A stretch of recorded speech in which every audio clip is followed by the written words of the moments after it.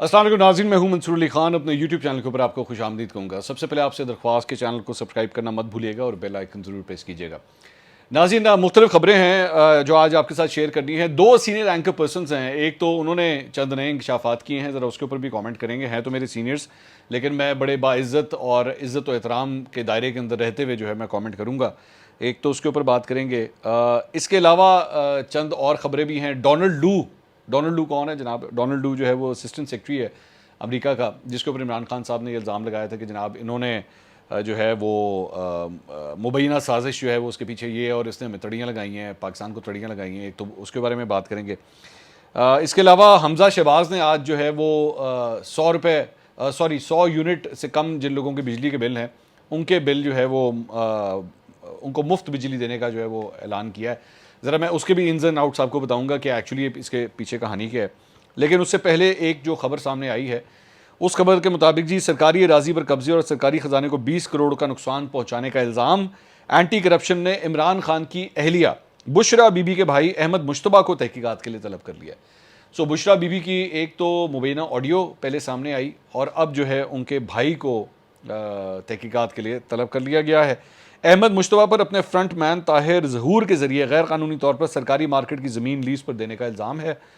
और इसके साथ साथ ये बताया गया कि जनाब ये जो ज़मीन थी, अहमद मुश्तबा ने चेयरमैन मार्केट कमेटी ताहिर ज़हूर के ज़रिए ये सरकारी ज़मीन पर कब्ज़ा करवाया और सरकारी मार्केट की जगह पर कब्ज़ा करवा कर दुकानें तामीर करवाई गई और मुलजमान को 6 जुलाई को एंटी करप्शन साहिवाल रीजन में पेश होने की हिदायत की गई है। सो बेसिकली एक ये तहकीकात का आगाज़ हो रहा है। लेकिन मैं इसको एक आपको मैं बात बता दूं, मैं अक्सर ये बात अपने पिछले जब दौरे हुकूमत था इमरान खान साहब का, तो ये बार बार ये कहते थे कि देखें कोई स्कैंडल नहीं है, कोई कुछ नहीं है।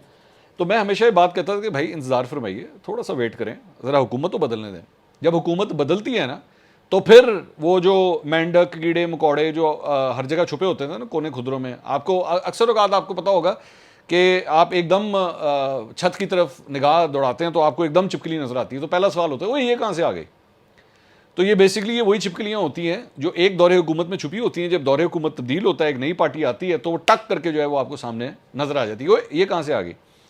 तो लेकिन ये भी फैक्ट है कि ज़रूरी नहीं है कि सब की सब चीज़ें जो है ना वो उसी तरह ही हों। मतलब ज़रूरी नहीं है कि ये वाकई केस हो। ये पॉलिटिकल विक्टिमाइजेशन भी हो सकती है। ये नून लीग के दौर में भी होती, मतलब नून लीग के साथ भी होती रही है पिछले दौरे हुकूमत में बहुत सी चीज़ों में। मतलब मिसाल के तौर पर राना सनाउल्लाह के ऊपर मनशियात का केस डाल दिया, उस पर शहरियार आफरीदी ने कह दिया जान अल्लाह को देनी है, मैं कसम खा के बात कह रहा हूँ कि जनाब इस मामले की वीडियो भी बनी हुई है।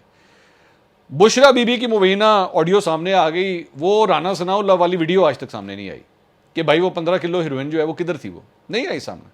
आई होप कि ये इस किस्म की ये हरकत ना हो कि आप बुशरा बीबी के भाई को जो है वो इस तरह टारगेट कर रहे हैं। अगर तो वाकई ये 2 नंबर काम हुआ है तो फिर तो इसको अंजाम तक पहुँचाइएगा। लेकिन अगर तो ये सियासत खेलने के लिए सिर्फ काम हो रहा है तो बराए मेहरबानी इससे ज़रा इज्तनाब कीजिएगा।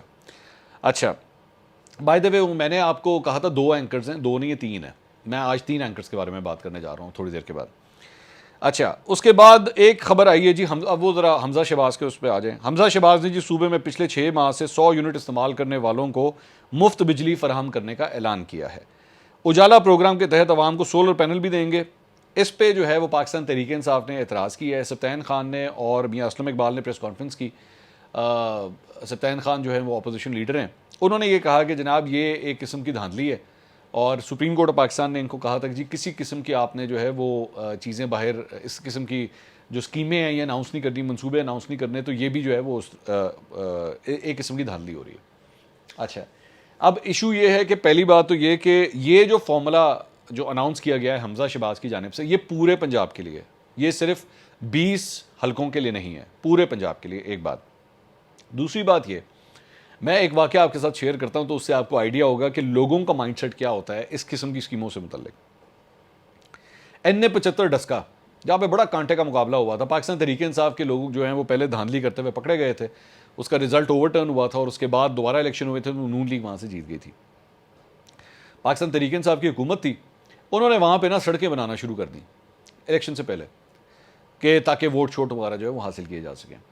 नून लीग वालों ने आके वहाँ पे एतराज़ उठाना शुरू कर दिया कि जी ये देखें ये क्या, ये सड़कें बना रहे हैं, स्कीमें अनाउंस कर रहे हैं, सब कुछ होना शुरू हुआ।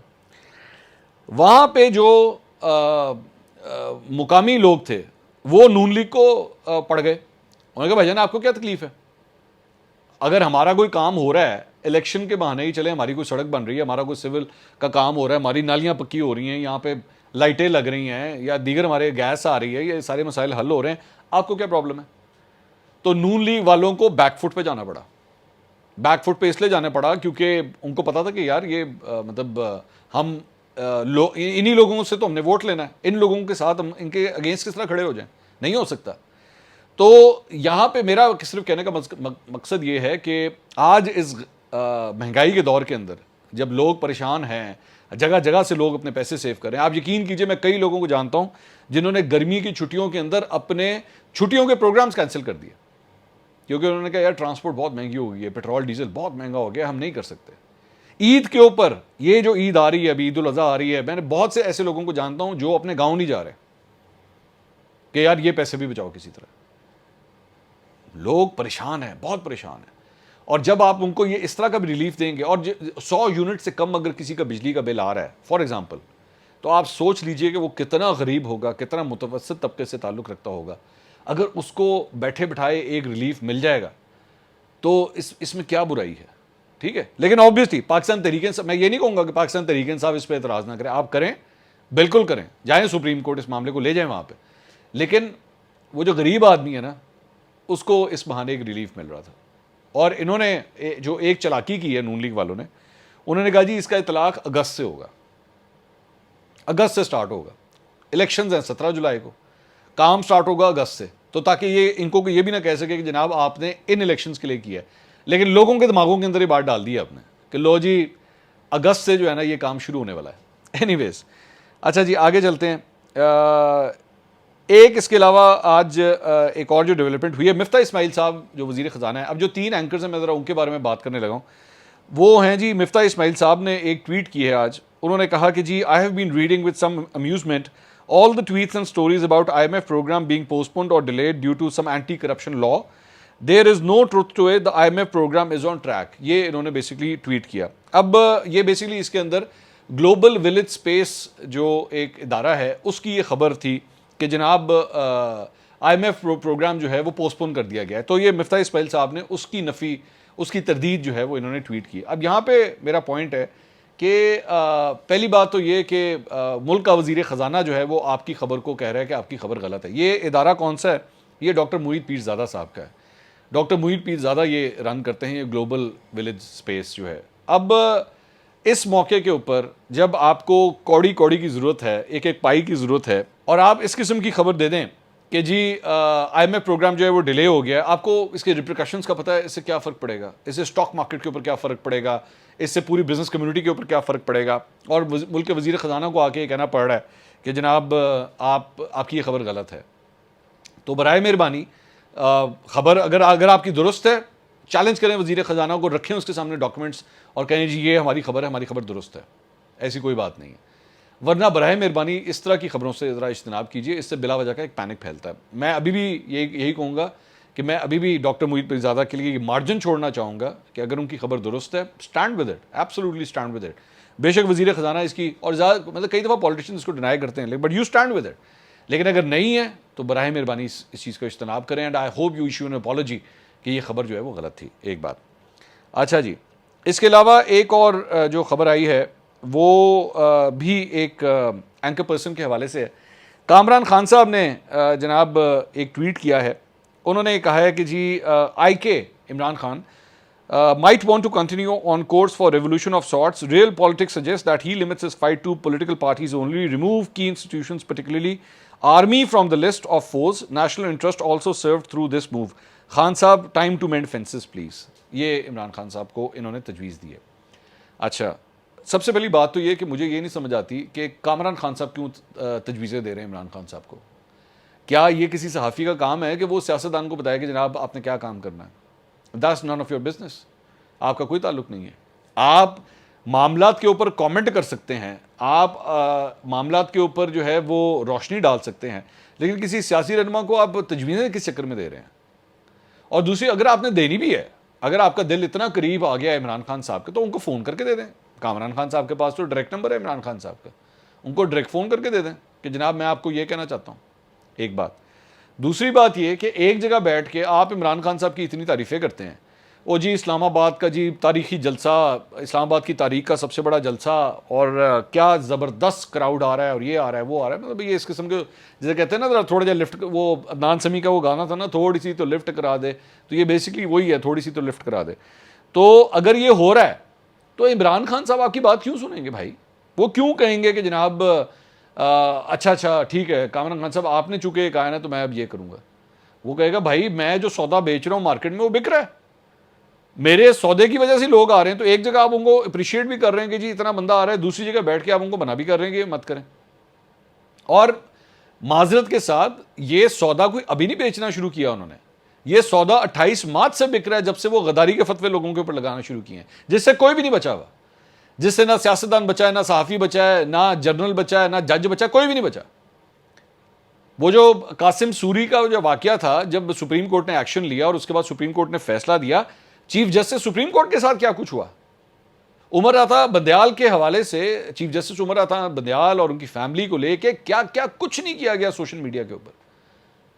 उनकी फैमिली, उनकी बेटी, उनकी बेगम, जनरल बाजवा की फैमिली, उन लोगों का क्या ताल्लुक है कि आप उनके ऊपर इस किस्म के कमेंट्स करें? और जब आप उठा के देखते थे तो विचो जो है वो कोई पीटीआई का सपोर्टर ही निकलता था जो इस किस्म की हरकतें कर रहा होता। तो बराए मेहरबानी मतलब मैं कामरान खान साहब को अब उनके दिल में ये होश आ रहा है कि जी कि ये इमरान खान साहब को ये करना चाहिए, बहुत पहले कर देते तो बेहतर था। मेरे ख्याल में आप काफ़ी लेट हो गए हैं। एक बात, एक और एंकर पर्सन जिसके हवाले से मैं बात करना चाहूँगा वो हैं इमरान रियाज खान साहब। इमरान रियाज खान साहब ने आज चंद ट्वीट्स की हैं जिसमें उन्होंने कुछ सेक्टर कमांडर को ये कहा है कि जी मेरी फैमिली जो है वो मेरी रेड लाइन है, मैं इससे आगे जो है बर्दाश्त नहीं करूँगा। बाजवा साहब को भी एड्रेस करते हुए उन्होंने चंद ट्वीट्स की हैं। देखिए मैं बार बार ये बात कहता हूँ कि इमरान रियाज खान साहब से मेरा लाख इख्तलाफ है, उनके तर्ज़ सहाफ़त पे, उनके नज़रिए से मेरा इख्तलाफ है, मैं ये बिल्कुल ये बात कहता हूँ। लेकिन जिस तरह मैंने थोड़ी देर पहले चीफ जस्टिस उमर अता बंदयाल की बात की, मैंने जनरल बाजवा की फ़ैमिली की बात की, मेरे लिए मेरे सहाफ़ी दोस्त की फ़ैमिली भी उतनी इंपॉर्टेंट है। मुझे नहीं पता कि क्या वाक़या पेश आया, मैं नहीं जानता, बल्कि मैं आज आपको ये बता दूं कि शायद मेरी आज इमरान रियाज साहब से एक जगह पे मुलाकात भी हो, मैं उनसे पूछूंगा इसकी तफसीलात कि क्या मामला क्या हुआ है। लेकिन अगर जिस तरह वो जो चीज़ वो डिस्कस कर रहे हैं और जो बात कह रहे हैं, अगर तो ऐसा हुआ है तो इट इज़ हाईली मतलब कंडेमनेबल कि इस किस्म की हरकत जो है एक सहाफ़ी की फ़ैमिली के साथ हो रही है, ये कतई तौर पे नाकाबिले बर्दाश्त चीज़ है। मैं अलबत्ता मैं इसको कंडेम भी करता हूँ और मैं कोशिश करूँगा कि अगले वीलॉग में जो है मैं अगर मेरे पास कोई इस सिलसिले में उनसे बात करने के बाद कोई इन्फॉर्मेशन आती है तो फिर मैं आपके साथ इसको तफसील से डिस्कस करूँगा। अच्छा, एक और ख़बर जनाब जो आई है वो, अब ये जो मैंने वाक़या बताया इसके ऑपोजिट है एक्चुअली वो ख़बर है। अंसार अब्बासी साहब की ने खबर दी है आज और उन्होंने कहा है कि जी आर्मी चीफ ने फ़ौज और ISI को सियासत से दूर रहने की हिदायत की है। दफाई ज़राए का इसरार है कि PTI को चाहिए कि वो सिक्योरिटी इस्टेब्लिशमेंट को बदनाम करने के बजाय शवाहिद पेश करे और अगर ज़रा भर भी सबूत फराहम किए गए तो ज़िम्मेदारों के खिलाफ सख्त कार्रवाई की जाएगी। अब ये बिल्कुल उससे राइम करता है जो थोड़ी देर पहले मैं कामरान खान साहब की जो ट्वीट आपके साथ शेयर कर रहा था कि उनको ये हिदायत की गई हैं। इस किस्म की अगर हिदायत अगर दी गई हैं तो बहुत अच्छी बात है, इसको अप्रिशिएट किया जाना चाहिए। लेकिन मैं सिर्फ बार बार यही कहूँगा कि मुख्तलिफ़ जगहों से, जिस तरह अगर इमरान रियाज खान साहब इस तरह के इल्ज़ामात लगा रहे हैं तो फिर आप इमरान रियाज खान साहब को बुलाइए और उनसे कहिए कि आपको इसके सबूत पेश करें, और वो देंगे। अगर वो इतनी बड़ी बात सोशल मीडिया के ऊपर कर रहे हैं कि जी उनकी फैमिली को कोई टारगेट किया गया या इस किस्म की कोई बात हुई है, तो फिर उनको चाहिए कि इसके सबूत जो हैं वो जाके पेश करें, ताकि दूध का दूध और पानी का पानी हो कि एक्चुअली इसके पीछे कौन है या कौन ये सारी हरकतें कर रहा है। क्योंकि ये भी नहीं होना चाहिए कि कोई तीसरा बंदा तो कहीं मामलात को ख़राब करने की कोशिश तो नहीं कर रहा। हमें हर एंगल से जो है सारी चीज़ को देखने की ज़रूरत है। सो आई होप कि इसमें एक अच्छी डेवलपमेंट जो है वो सामने आती है। अच्छा जी, इसके अलावा एक ख़बर जो है वो ख्वाजा आसिफ साहब के हवाले से है। उन्होंने कहा है जी पाकिस्तान तहरीक इंसाफ ने डोनाल्ड लू से माफ़ी मांग ली है, हमने उससे मुतल्लिका तमाम रिकॉर्ड हासिल कर लिया है। ये ख्वाजा आसिफ साहब का कहना है।